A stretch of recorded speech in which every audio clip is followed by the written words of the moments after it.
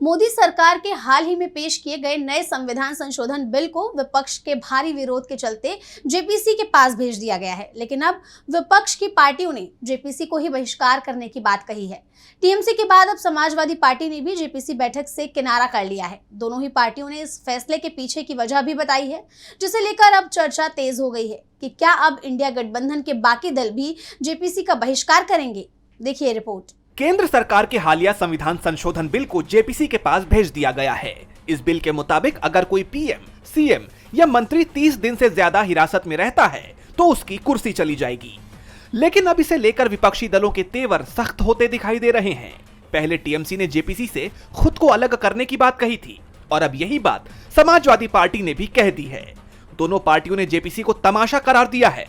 TMC सांसद Derek O'Brien ने इसे असंवैधानिक विधेयक बताते हुए केंद्र पर एसआईआर जैसे मुद्दों से ध्यान भटकाने का आरोप लगाया। उन्होंने कहा, यह सरकार का हथकंडा है जिसे हमने बेनकाब किया।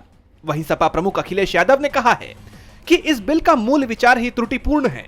गृह मंत्री शाह जो इसे पेश कर रहे हैं खुद झूठे मामलों में फंसने की बात कह चुके हैं। ऐसे में कोई भी फंस सकता है, फिर यह बिल क्यों?